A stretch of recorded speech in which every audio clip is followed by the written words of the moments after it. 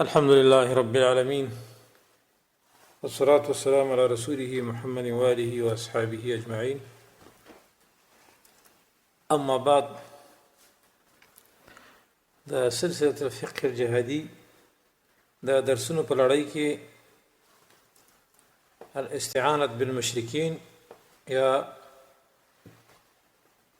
استعانت د طاغوتنا د دې مسلې یوه حصه شوې وه یو حصه پاتې وه د وعدې سره سم وروستنۍ حصه نن انشاءالله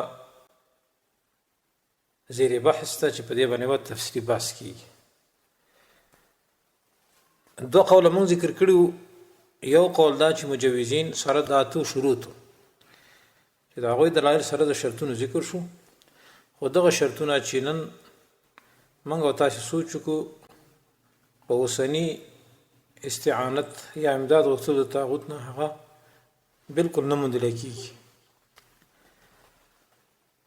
دویم مذهب هغه دا چې استعانت د طاغوت نه جایز نه دی په هیڅ حال کې نه په وخت د ضرورت کې او نه د ضرورت نه بغیر یعنی استعانت د مشرکین نه په هیڅ حال جایز نه دی نه د ضرورت په وخت او نه غیر ضرورت کې گویا کې دا قول په حقیقت کې د دلایل په منځ کې جمع ده یعنی من او جواز کې نه ده بلکې دې قول اعتماد په هغه احادیثو د نهي باندې ده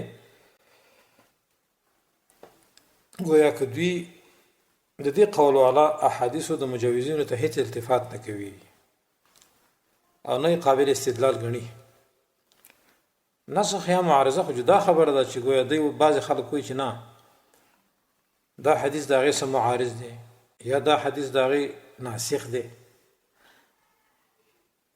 دا مسلک والا بالکل دا وی چې نسخ او معارضه پرې ده بلکې استعانت د طاغوت نه بالکل قطعا منی او حرام دی جایز نه دی او دا روایت امام احمد دی اصبغ مالکی امام شوکانی ائمه نجدیه علامه البانی او وسنی معاصر اکثر مجاهد علما امام ابن مفلح رحمه الله فرمای چې ابو الحسین او نور علما مطلق تا خبر ذکر کړي چې روایت په دې کې مختلف نه دي چې په کافر سره استعانت نشي طلب کړي او نه بسره نه امداد وغوښتي شي او قاضي ابو یعلا به حرام ګرځولې دي استعانت په کار کول یا منشطوب کارونه کوي او د ابو طالب نه د خراج په حق له تاسو شو چې په خراج کې یو سړی د کافر منشینا امداد غواړي نو هغه ول چې په خراج کې هم د کافر نه مدد نشي وغوښتي دا دلیل دی خبرې چې استعانت بالطواغیت مطلقاً حرام دی امام شوکانی په نیل الاوتار کې هم دا خبره کړي هغه دا کړي چې حاصل د خبره دا دی چې ظاهر د دلایل نه عدم جواز د استعانت د مشرک نه دی مطلقاً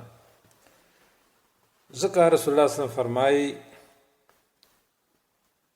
چې ان لا نستعين بالمشرکین چې موږ د مشرکین نه استعانت نه طلب کوو دا عام دی همدارنګ بل روایت کې دي چې زه د مشرک نه مدد نه طلب کوم انا لا استعين بالمشرکین امام شوکانی رحمه الله بیا فرمای چې د زهری مرسل حدیث چې په جواز د استعانت کې خلق استدلال کې پیش کړي د معارضې صلاحیت نه لري ځکه مخکې ذکر شو چې د زهری مراسل ټول ضعیف دي دا د شوکانی تحقیق او دې باره کې چې کوم مسند حدیث دی امام شوکانی فرمای هغه کې حسن ابن عماره دی او دې ضعیف دی او د دې قول یعنی استعانت مطلقاً منی دی تایید دا قول د الله تعالی دی چې الله جل شانه فرمای سوی ولن يجعل الله للكافرين على المؤمنين سبيلا یعنی هیڅ نه دا ورکړ الله تعالی کافرانو در په مؤمنانو باندې لار معنا حجت او غلبه او امام بخاری او مسلم رحمهم الله د براء ابن عازب حدیث ذکر کړی هغه وایي چې یو سړی چې په سر یو ډال د اوسپنې هم نبی رسول الله تراغه صلی الله علیه وسلم به ویل یا رسول الله قتالکم او که اسلام راړو رسول الله صلی الله علیه وسلم ورته ویل اسلام راوړه به قتال وکړه نو اسلام یې راوړو، بیا قتال وکړو، نو شهید شو.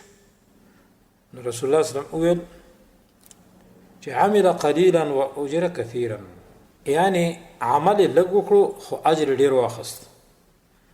او هر چې د رسول الله صلی الله علیه وسلم استعانات په ابن سلول باندې نو هغه اسلام ظاهر کړی وو، یعنی په ظاهر کې مسلمانانو.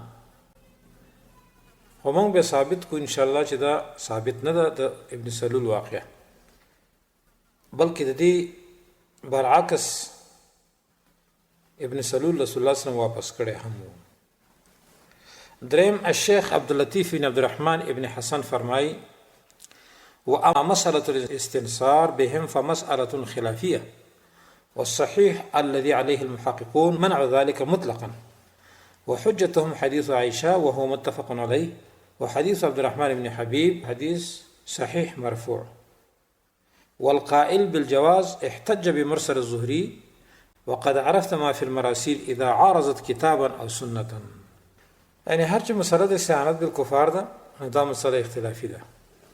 صحیح خبره کوم چې پاغي محققین علما دي دا مطلقاً منع ده. دلیل دوی په دې باره کې حدیث د عائشہ رضی الله عنها ده، کوم چې متفق علیه حدیث دی، او حدیث عبد الرحمن بن حبیب چې صحیح حدیث مرفوع ده. او قائلین په جواز باندې د دوی دلیل مرسل د زهری دی. بیا وی تا پیژندلی دي چې په مراسیل د زهری کې ضعف ډیر دی، او لا چې کله دغه مرسل به د کتاب او سنت معارض شي نو به په هیڅ دلیل نشي نیول کېږي. او بل ځکه الشیخ عبداللطیف بن عبدالرحمن وی هغه شبهات چې په کومه باندې دلیل نه ولري هغه چا چې د جواز د استعانت قائل دي، و هغه شبهه هغه د چې بعض فقهاو د جواز د استعانت بالمشرکین خبره کړې ده، خو عند الضروره، او دا قول هم ضعیف او مردود دی، او په مرسل او آثار باندې مبني دی چې نصوص قرآنی او هغه حدیث چې هغه صریح صحیح دي د رسول الله نو هغه دغه شبهه رد کوي. دا خبره په الرسائل والمسائل نجدیه کې کړې ده، مجموعه الرسائل والمسائل نجدیه صفحه 143 جلد دریم.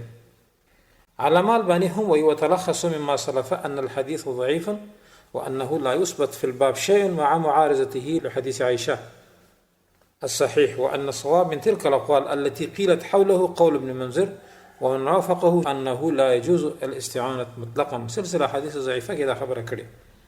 انما مخکې بحث خلاصه دا چې حدیث کوم چې استعانت بالمشرکین دی ضعیف دی، او په دې باب کې هیڅ صحیح شی ثابت نه دی سره د معارضي د حدیث صحیح د عائشې نه کوم چې منع کوي د استعانت نه. بیا وی او یقینا حق خبره دغه اقوال نه کوم چې د مسایل خوشا کې ویل شوی ده هغه قول د ابن منذر او د دوی سره نور ملګرو دي، چې کوم نور ملګریم قائلین په دغه باندې دي چې دا استعانت مطلقاً جایز نه دی. اوس بعضی هغه آثار د صحابه کرامو او د علماو اقوال چې دلالت کوي په منع د استعانت بالطاغوت مطلقاً.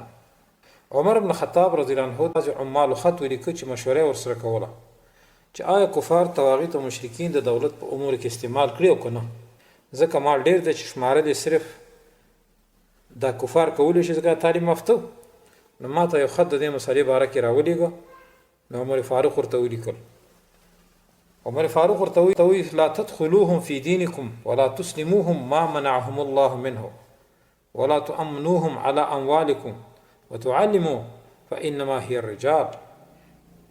یعنی تاسو په حکومتي امور کې مداخلوي او دوی ته هغه څه مسپارئ کوم چې الله تعالی دوی د هغې نه منې کړي، او په خپل مالونو امانتدار مګرځوي. تاسو هم تعلیم او کتابت یاد کړئ ځکه دوی هم تاسو په شان سړي دي.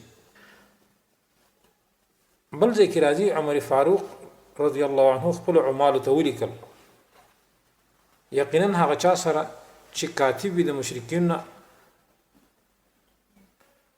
نو چې چا سره کاتب د مشرکین نه وي نو ژوند ور سره نه کوي، نه دی ور سره مینه کوي، یعنی ګډ دی ور سره نه اوسي، نه دی ور سره مینه کوي او نه دی ور سره کینی او نه دی ورله پرای اعتماد کوي، ځکه یقینا رسول الله صلی الله علیه وسلم امر نه دی کړی په استعمالولو د دوی سره او نه د هغه خلیفہ چې ابوبکر صدیق دی د دین وروسته. دنه دا نقل المزمه فی استعمال اهل الذمه صفحه 350 دی کې ذکر دی. عمر بن عبد العزيز رحمه الله خپل عمال ته هم په خپل ټول اسلامي نړۍ کې ولیکل د په دور خلافت کې، او ډیر عجیب نصیحت ورته کړی، نو هغه ورته فرمایل عمر بن عبدالعزیز چې یقینا عمر بن عبدالعزیز په تاسو د الله د کتاب نه د آیات تلاوت کوي چې الله تعالی فرمایي یا ایها الذین آمنوا انما المشرکون نجس، یقینا د مشرکین چې دي دا نجس دي. الله تعالی دوی نجس وګرځول، د شیطان د ډلې نه وګرځول، دوی د توانی اعمال خاوندان وګرځول، د کومو چې په دې دنیا کې اعمال برباد دي او دوی ګمان کوي چې دوی ښه کار کوي. بیا ورته ویل پوه شئ یعنی تاسو نه مخکې هیڅ یو امت نه دی هلاک شوی مګر په دې وجه چې د حق نه یې منع کړې او ظلم یې کړی، او ماته د بعضو مسلمانانو د تیر شوو د خوا نه دا رارسېدلي دي چې دوی به کله یو ښار ته راغلل نو مشرکین به ورته راغلل، نو په هغوی سره به استعانت حاصل کړو د کتابت او نور وظیفو کې، نوې وظیفې به ورله ورکړي، کتابت یې منشیان به کړل، ځکه دوی په کتابت او خراج او نورو تدابیرو کې ښه پوه او خیر او تدبیر نشته کوم چې الله او د هغه رسول په غضب کېږي، په هغه شي کې خیر او تدبیر نه وي.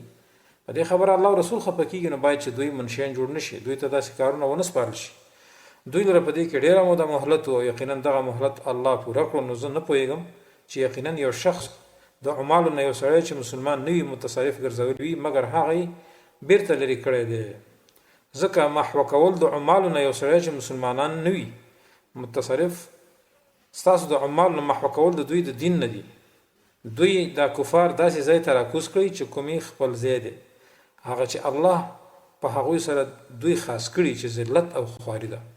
یعنې دوی ته چې تاسو منشیتوب سپارئ یا دوی نه مدد غواړئ نو دا خو د دوی لپاره بې عزت دی او الله دوی ذلیل کړي دي.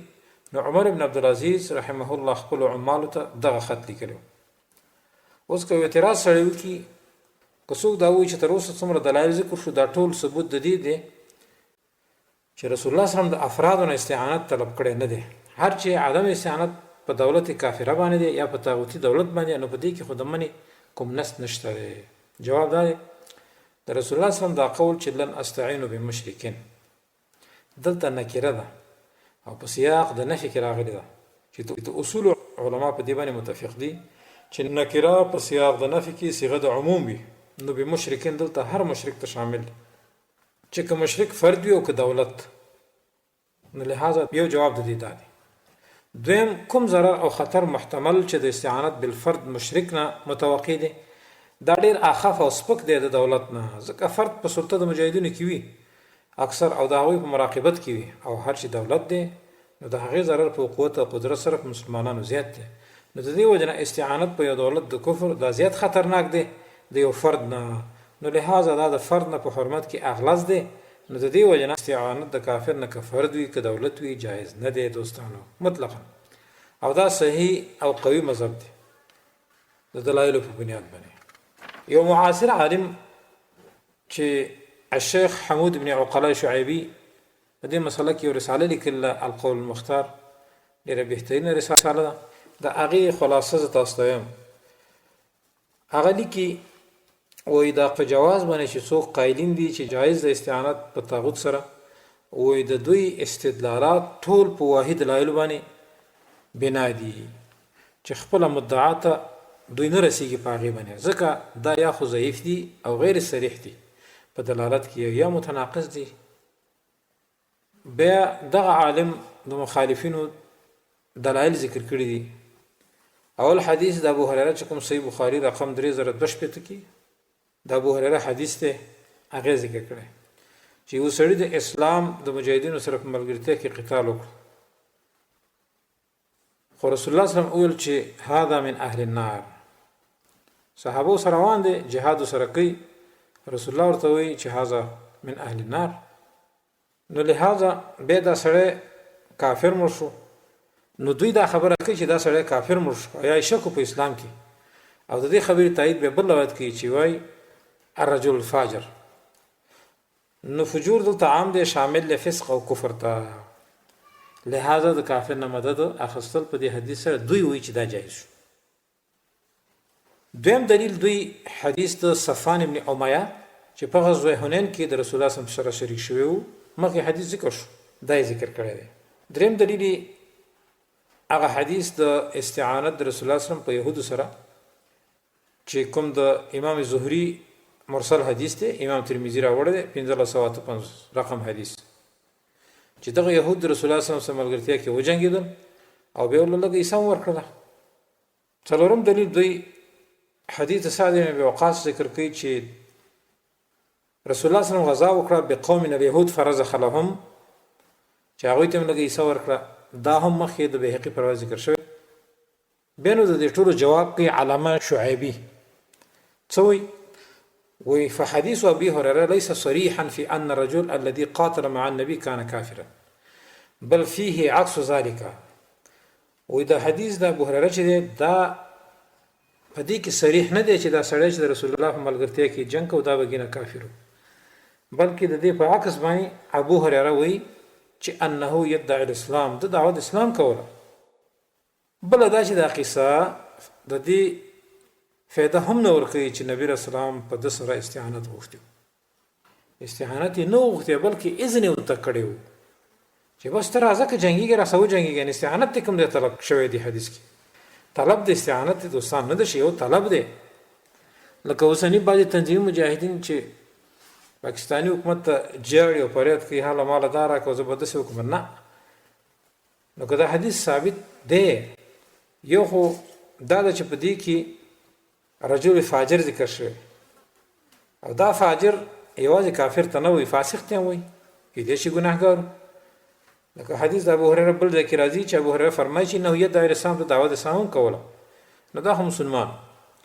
دویم جواب دا دی چې رسول الله صلی الله علیه وسلم د استعانت نه دی وغوښتي، البته اجازه ورته کړې ده په حضور په قتال کې چې ته خیر د کاذری کې پروانه کې. همدارنګه خبره او جواب د صفوان د حدیث نه دی چې نبی رسول الله د صفوان نه استعانت نو طرف کړي چې د دغه سره جنگ وکړي، بلکې د په خپل دغه واقع ته حاضر شوی وو، ولیکن دا به ثابت نه کی چې صفوان ابن امیه په خپل جنگ کړي دی. سره د مسلمانانو سره د خوشاله د پاره وته په مسلمانانو خوشاله دي. د دې وجنار کله چې مسلمانانو شکست په اول وار په حنین کې وکړو نو ابو سفیان ډیر خوشاله شو. نو صفوان ورته وی چپشه خلد ماته شه. د حدیث مخکې ذکر شوی. نو د دې وجنه بل په دې کې ډیر شدید اضطراب دي دوستانو، متن کې هم سند کې هم. امام ابن عبد البر وی حدیث د صفوان محدثینو په دې کې ډیر اختلاف کړی. په دې کې په عبد العزيز ابن رفیع باندې ډیر اختلاف چې راضی هغه په د باندې دی. بعضو په کې زمان ذکر کړی دی، بعضو په کې نه ذکر کړی. بعضی وای عن عبد العزيز عن ابن ابي مليكه عن ابن صفوان، بعضی به وای عن عبد العزيز بن رفيع عن اناس من آل صفوان او من آل عبد الله بن صفوان مرسلا. دارنګ بعضو به ویلي دي عن عبد العزيز بن رفيع عن عطاء عن اناس من آل صفوان. دي کې بیا زمان انتوان نه دی ویل شوی، نو بلکې صرف عاریه ذکر کړي. اسراف په دې کې ډیر زیات. به امام ابن عبد البر فرمای زما په نزد صفوان په حدیث حجت نیول صحیح نه دي، ځکه دا ډیر مسترب حدیث دی. دریم نمبر کې دوستانو امام ابن حزم اندلسی وای چې کله د حدیث د صفوان په خپل سند ذکر کوي نو دی وی شریک پکې دی د مدلس ته چې منکرات ثقات ته نقل کوي او تحقیق دروغ او بلاياوي چې شک پکې نشته د ثقاتونو نقل کوي. نو دا حدیث مراد شو. څلورم جواب د حدیث د استعانت د يهودو د بني قینقاع نه. نو دا حدیث هم ساقط دی د لاندې اسباب د وجنه. اول دا چې د حدیث د مراسیل زهری نه دی او مراسیل زهری ضعیف دي، لکه مخکې چې موږ د امام شافعي رحمه الله ذکر کړ چې هغه مراسیل د زهری کریح په شان د باد دي. دویم د دې حدیث بل معارض حدیث امام طحاوی ذکر کړی د ابو حمید ساعدی نه. هغه وی رسول الله صلی الله علیه وسلم غزوه احد ته وتلو تر دې چې سنیه الوداع ته ورسېدل. نو درسته نه یو جماعت د وسلو سره ولید. نو ویل دا څوک دی؟ هغه ویل بنو قینقاع د عبد الله بن سلام قوم دی او د ابن سلول قوم. نو رسول الله صلی الله علیه وسلم ویل اسلامي راوړی دی. نو هغه انکار وکړو. رسول الله ورته ویل دوی ته وایي چې واپس شي فإنا لا نستعين بالمشركين على المشركين. موږ د مشرکین نه په مشرکین باندې مدد نه طلب کوو. دا حدیث مشکل الاثار کې دریم جلد 202 صفحه کې، مستدرک د حاکم دویم جلد 102 صفحه کې امام حاکم ذکر کړی.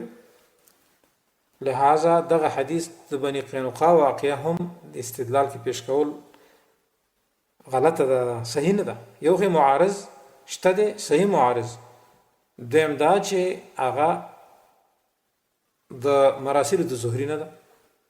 خو زه دا خبره کوم چې تعجب هغه علماو ته دی چې د استعانت بالکفار قائلین دي او اعتماد به په داسې ضعیف او مضطرب آثارو باندې کوي او ځان ته شیخان هم وایي او بیا دا دعوه هم کوي چې اوه په دې کې د سر اړو دغه نشته، اختلاف نشته، دومره تلبیس په مولیانو باندې دی راولي. او بیا دغه پنجابي د رسالې صفت هم کوي چې طاغوت کې ما تحت جهاد کرنا. افسوس خبره ده چې سره دومره صحیح حدیثو صحیح دلایل دی هغې باندې چپکي او د ضعیف حدیثو تقویت کوي او د یو پنجابي د رسالې چې د طاغوت نه مدد اخیستل هغه هم د مرتد نه مدد اخیستل د هغې صفتونه کوي. نو لهذا دوی اعراض کوي دغه صحیح حدیثونه لکه مسلم او نور سنانو کې د عائشې رضی الله عنها حدیث چې دلالت کوي په معنا د استعانت باندې. که د ترجیح مسلک په دې دواړو قسمونو حدیثو کې وچلول شي نو حدیث د عائشې د مسلم چې کوم روایت کړی دی هم راجح دی دغه مرسل او مضطرب آثار نه چې هم سندن او متن مضطرب او ضعیف دي لکه چې ابن عبد البر نه نقل. امام ابن عبد البر وی واما شهود صفوان بن اميه مع رسول الله صلى الله عليه وسلم حنينا والطائف وهو كافر فان مالكا قال لم يكن ذلك بامر رسول الله صلى الله عليه وسلم. قال مالك ولا ارى ان يستعين بالمشركين على قتال المشركين الا ان يكونوا خدما. یعنی هر چې د صفوان بن امیه شرکتو د رسول الله صلی الله علیه وسلم سره حنین او طائف ته او د په دغه وخت کې کافر نو یقینا امام مالک رحمه الله فرمایي چې د صفوان شرکت په حکم د رسول الله سره نو هغه د طلب نه دی کړ او زه نه وینم چې استعانت د مشرکین نه په قتال د مشرکین کې طلب کړی شي مګر چې د مشرکین که خادمان او یا د کشتۍ چلونکي وي د غلامانو په شکل د استعمال کې خیر پروا نه کوي. الشیخ سلیمان ابن سحمان فرمای کله چې د رد کوي په هغه چا چې استعانت د ضرورت لپاره جایز ګڼي هغه ډیر رد کړی دی بیا وی صاحب د رسالې غلط شوی دی چا چې رد کړی دی په عبداللطیف باندې چې د ضرورت معنی مصلحت د حاکم ته یا رئیس یا بادشاه ته ورګرځول داسې نه ده لکه چې د ګمان کړي بلکې ضرورت د دین ضرورت او حاجت ته وایي چې په هغې سره د دین اصلاح وشي او چې ستا په دین فاسد کېږي داسې استعانت به دغې نه غواړي د کافر یا د طاغوت نه. الدرر السنیه اتم جلد 304 صفحه کې. لہذا لوی امامان د دین ټول په دې متفق دي چې استعانت بالکفار جایز نه دی په ټولو احوالو کې نه د ضرورت او نه د غیر ضرورت په حال کې. شیخ الاسلام ابن تیمیه رحمه الله نجدي علما او نور محققین لکه ابن مفلح وغیره خط تحقیق په دې مسله کې کړی دی. آداب شریعت ابن مفلح، اقتضاء صراط المستقیم د شیخ الاسلام ابن تیمیه، الدرر السنیه د علماء نجد او مجموعه الرسائل والمسائل النجدیه هم د علماء نجد قتل په دې خبره کې پکار دي. لہذا دا مسله د استعانت بالطاغوت او بالمشرکین یا بالکافر الاصلی و هر چې استعانت طاغوت نه دی او د دې طاغوت نه اوسنی شیخان بعضی درباری شیخان هغه د پاکستان مرتد حکومت اخلي د دوزه تلبیس کړی دی. یو دا چې کم احادیث راغلي دي هغه په باره د اصلي کافرو کې او مشرکینو کې راغلي دي د مرتدینو په باره کې هیڅ نه دی راغلي. دویم د هغه چا باره کې راغلي چې هغه محاربین نه دي دوستانو او دا اوسنی کافر هم محاربین دي. من مرتد نه وایو مرتدین خو پرې دغه په هر حال کې یو طلب کل هر په هر کې واغې وجل کی. لہذا د بعض داسې رسالونه او د بعض فتاوونه چې خاص کر هغه ته نوم هم خېده الدین الخالص هم موږ به دا وایو چې داسې تلبیس نه ځان ساتل پکار دی اگر که په دین خالص کې هم وي ځکه نوم خو په دین خالص کې دی خو نور پکې ډیر څه غیر خالص شته دی. لہذا دا مسله کړی ده چې استعانت بالطاغوت جایز دی او دا خو دا دلیل او دا دلیل او دا دلیل او هیڅ صریح دلیل پکې نه ذکر کړي.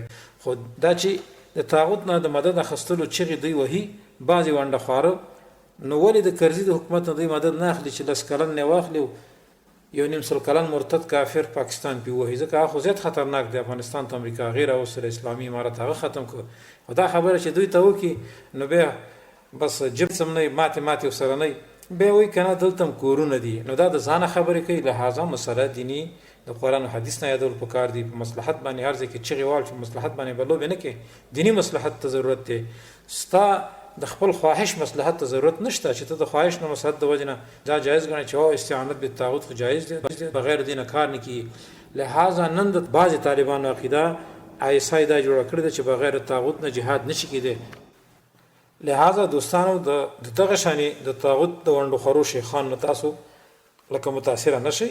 اگر که ځان ته تقوادار، اگر که ځان ته لوی شیخ او لوی عالم وي، قرآن او سنت ته کتل پکار دي. دا د استعانت مسله وه چې د مشرکینو او د اصلي کافر نه استعانت تخصیص شي او که نشي. زموږ مسله په دې کې وه.